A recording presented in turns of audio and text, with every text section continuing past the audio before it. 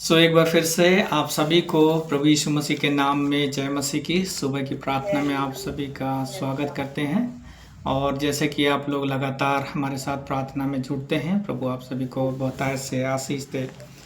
कल रात को मैं मनुष्य के जीवन के बारे में सोच रहा था कि आज से 10 साल, 20 साल, 30 साल के पहले इंसान कैसा था, उसकी सोच कैसी थी, उसका जीवन कैसा था। और जब मैं आज के इंसान के बारे में सोचता हूँ तो इंसान के जीवन का हर एक कोना, हर एक हिस्सा मानो ऐसा लगता है कि इंसान चिंताओं का डब्बा सा बन गया हो, कि संसार की जितनी चिंताएं हैं, जितनी समस्याएं हैं, इसमें भर दी गई हैं। लेकिन आज से 20 साल, 30 साल पहले इंसान ऐसा नहीं था। बहुत फ्री था, बहुत खुश था, बहुत आनंदित था। लेकिन आज का इंसान बहुत ज़्यादा चिंतामय हो गया है। आप किसी भी क्षेत्र में इंसान के झांक कर देखें। मैं फिर झांकना शुरू किया, जब मेरे मन में रात में ये विचार आया तो मैं झांकना शुरू कर दिया इंसान के जीवन में। ओके, जब बच्चा पैदा होता है, पैदा होने के बाद में जब उसकी पढ़ाई के लिए माँ बापों को चिंता हो जाती है। ठीक है, अब जो बच्चा वो पढ़ नहीं पा रहा सही से, तो वो चिंता हो जाती है। बच्चे की फीस नहीं दे पा रहे हैं तो वो चिंता हो जाती है। चलो प्रभु की दया से कैसे न कैसे जुगाड़बाजी करके बच्चे पढ़ भी गए, तब उन्हें नौकरी नहीं लग रही है, अब वो चिंता हो गई है। ठीक है, नौकरी भी लग भी गई, अब वो जवान हो गए हैं, अब उनके लिए अच्छे जीवन साथी नहीं मिल रहे हैं। और इस प्रकार से मैं एक एक चीज़ बड़ी बारीकी से इंसान के जीवन में झांकना शुरू कर दिया। किसी को काम नहीं मिल रहा है कि मुझे काम मिल जाए, काम मिल जाए, तो वो एक टेंशन है। काम अगर मिल भी गया है, उस काम में बरकत नहीं मिल रही है, कमाई में पैसे नहीं बच रहे हैं, वो भी एक टेंशन है। तो इंसान की ज़िंदगी का हर एक कोना मुझे ऐसा लगता है कि चिंताओं से भरा गया है और भरा हुआ है।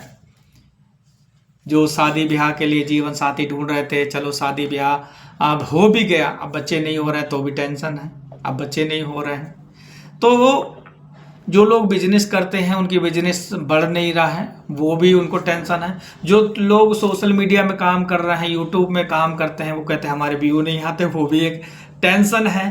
तो हर एक क्षेत्र में मैंने पाया कि इंसान के जीवन में चिंताएं भर गई हैं, अर्थात चिंताओं ने कब्जा कर लिया है। ओके, अब हमने जान लिया है कि इंसान के जीवन में चिंताएं भर गई हैं और चिंताएं आ गई हैं।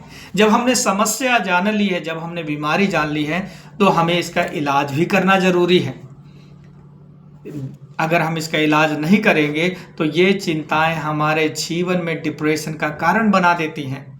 क्योंकि फिर डिप्रेशन में इंसान ना तो अच्छा से खा रहा है, ना तो अच्छा पी रहा है, वो मतलब अंदर ही अंदर घुटता सा जा रहा है, मानो कि किसी ने अंदर से उसका गला कोई घोंट रहा है। इंसान की नज़र में चलता फिरता, हंसता मुस्कुराता दिखता है। हम कई बार अपने पड़ोस को, अपने लोगों को नकली वाली हंसी दिखाते हैं कि हम बहुत खुश हैं।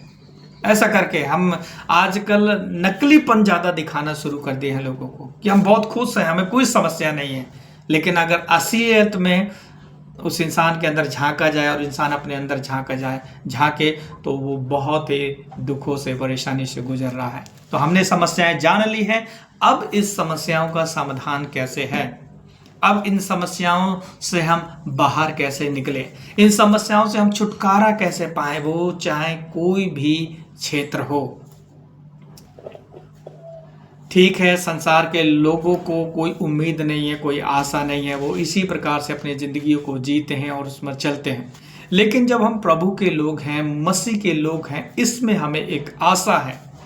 आप बाइबल को शुरू से लेकर अंत तक पढ़ेंगे ना, तो इस बाइबल में ऐसी कोई भी समस्या है नहीं जिसका समाधान बाइबल में ना हो।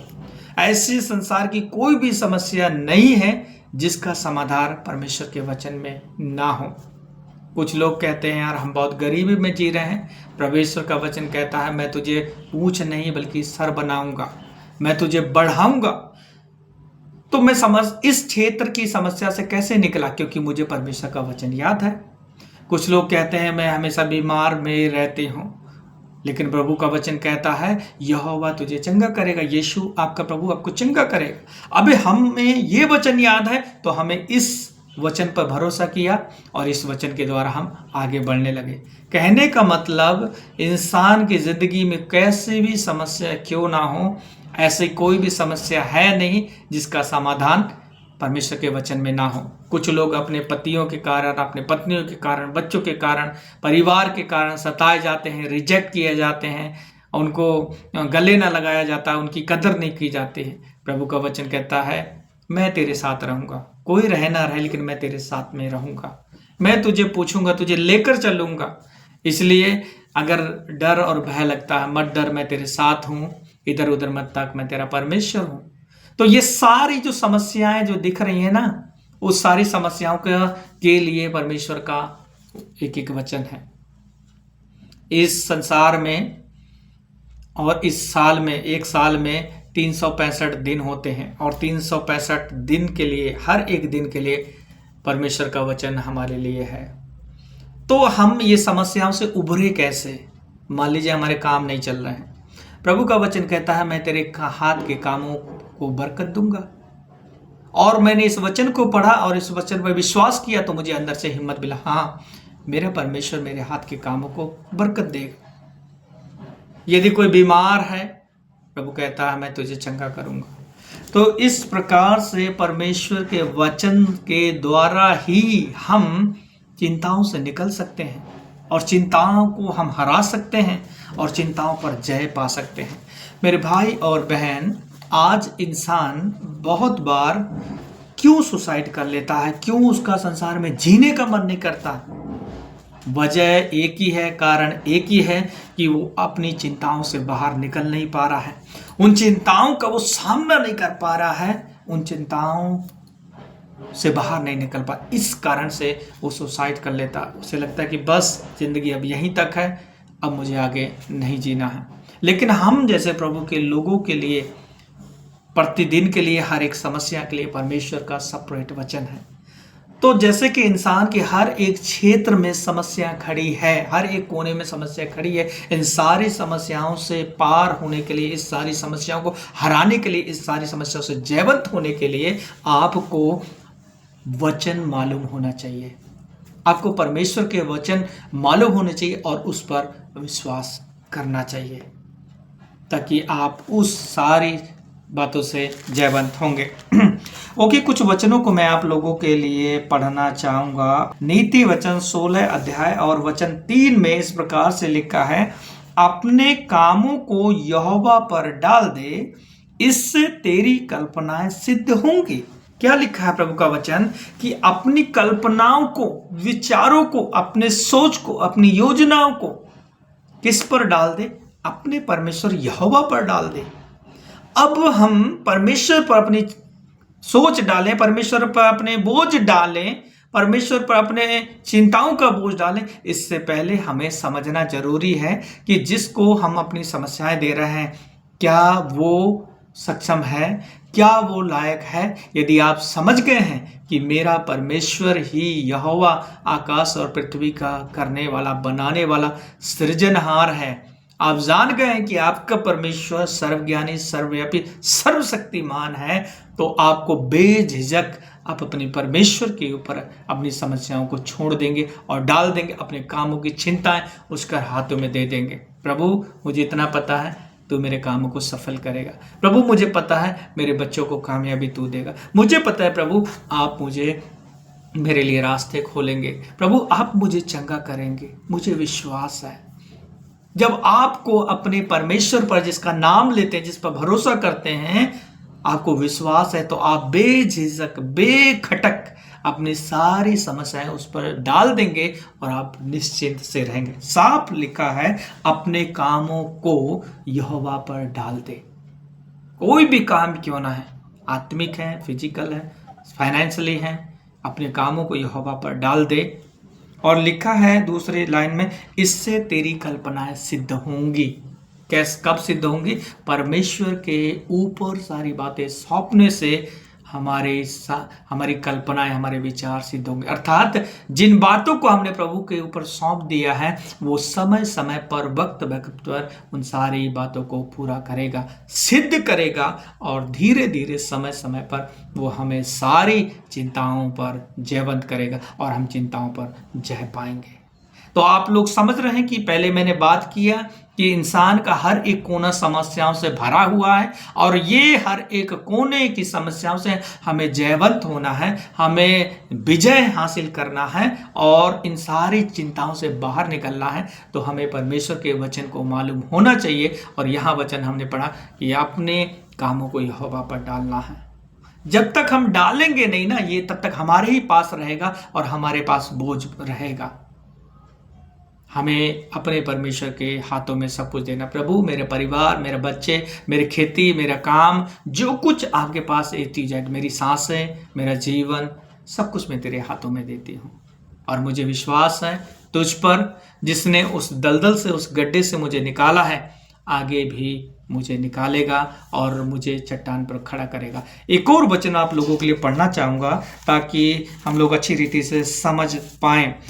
वचन संहिता 37 और वचन 4 में लिखा है। इस वचन को हमने 2 दिन पहले भी पढ़ा था।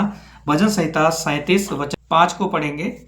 इस प्रकार से लिखा हुआ है, अपने मार्ग की चिंता यहोवा पर छोड़ और उस पर भरोसा रख, वही पूरा करेगा। देख रहे हैं कितनी अच्छी लाइन लास्ट में लिखी है कि वही पूरा करेगा।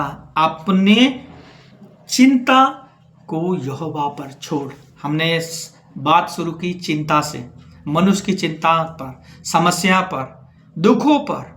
इससे हमने अपने वार्तालाप को शुरू किया। और यहाँ वचन क्या कहता है? अपने मार्ग की चिंता को यहोवा पर छोड़ दे और उस पर भरोसा रख। उस पर चिंता को छोड़ दे और भरोसा रख और आशा रख। 3 बातें, ठीक है? उस पर अपनी समस्याएं छोड़ दे, उस पर भरोसा रख और उस पर आशा रख। आशा रखने का मतलब वही पूरा करेगा, वही चंगा करेगा, वही मुझे बनाएगा, वही मेरे भविष्य को बनाएगा, वही मेरे बच्चों को देखेगा, वही मेरे बच्चों को संभालेगा, वही मेरे बच्चों को गलत मार्ग में चलने से बचाएगा। समझ पा रहे हैं आप लोग? तो इस प्रकार से हम समस्याओं पर जय पा सकते हैं। यदि हमारा परमेश्वर पर विश्वास स्ट्रांग नहीं है, मजबूत नहीं है, तो हम अपनी समस्याओं को अपने पिता को नहीं देंगे। यदि हम कह भी दिए कि प्रभु मुझे तो उस पर भरोसा है, और हमने अपनी समस्या उसको नहीं दी है, यदि जुबान से दे दी प्रभु मैंने अपना सब कुछ तुझ पर छोड़ दिया है, और तब भी हम चिंता करते हैं, चिंता में डूबे रहते हैं, इसका मतलब हमने जो कहा है ना उस पर हमें भरोसा नहीं, या फिर जिसका नाम हम लेते उसका पर भरोसा नहीं। कई बार मैंने कई लोगों को देखा, कई प्रभु के लोगों को देखा, कहते हैं प्रभु मैंने सब कुछ तेरे हाथ में दे दिया, लेकिन फिर भी चिंताओं में जीते हैं, फिर भी टेंशनों में जीते हैं। अब मुझे नहीं पता है कि आधा प्रभु को दे दिया या आधा अपने पास रख लिया, इसलिए देने के बावजूद भी वो अभी भी दबे पड़े हैं।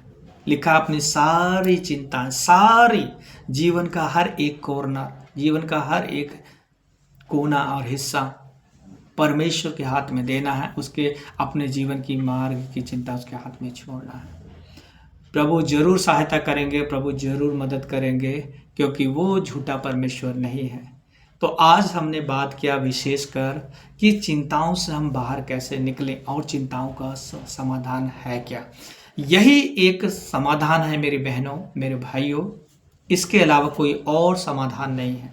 एटलीस्ट कम से कम हम प्रभु के लोगों के लिए वचन के द्वारा हिम्मत तो है, एक आशा तो है, एक उम्मीद तो है।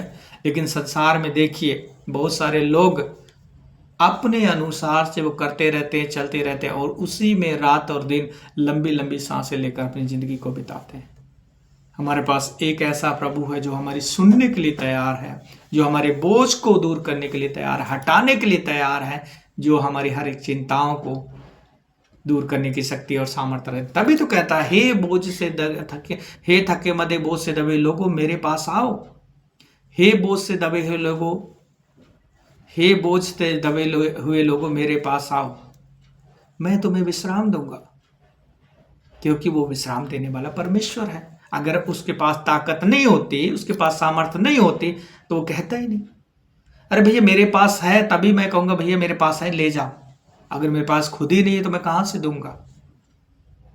तो इस प्रकार से हमारा परमेश्वर हमारे जिंदगी के एक एक कोने के लिए, एक एक हिस्से के लिए, एक एक भाग के लिए हमें वचन दिए हैं।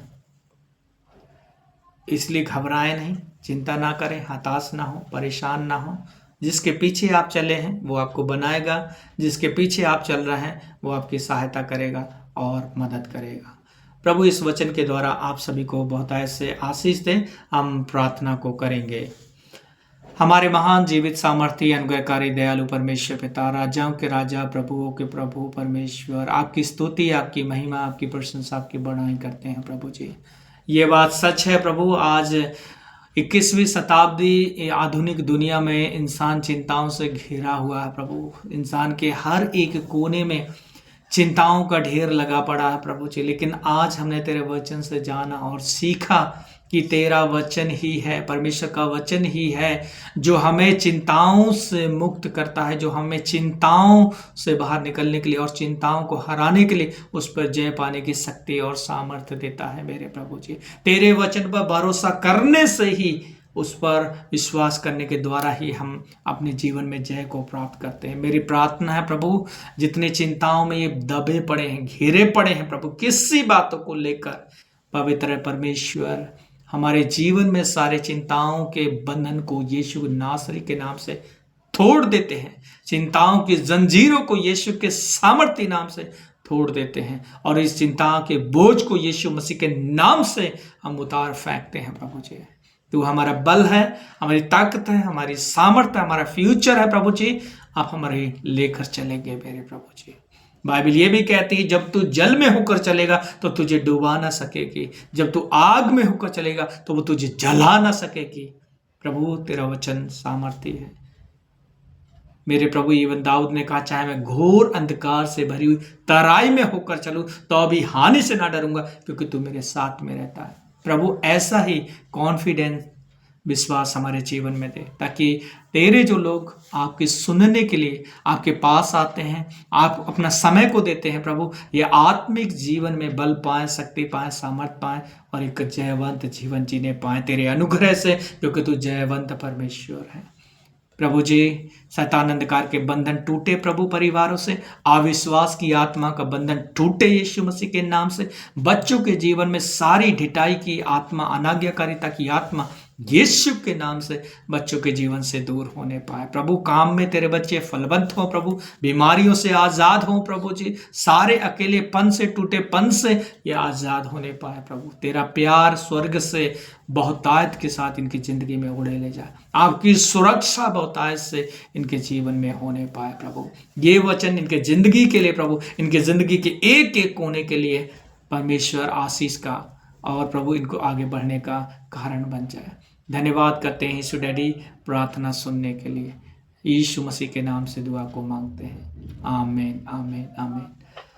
सो मैं आशा करता हूँ कि आपने इस वचन को सीखा और समझा है, और मैं इन दिनों कह रहा हूँ प्रभु मुझे और समझ दे ताकि तेरे लोगों से प्रॉपर बातचीत कर सकें तेरे वचन के द्वारा, और तेरे लोग सीखें, समझें और आगे बढ़ें और तेरे नाम की महिमा होने पाए।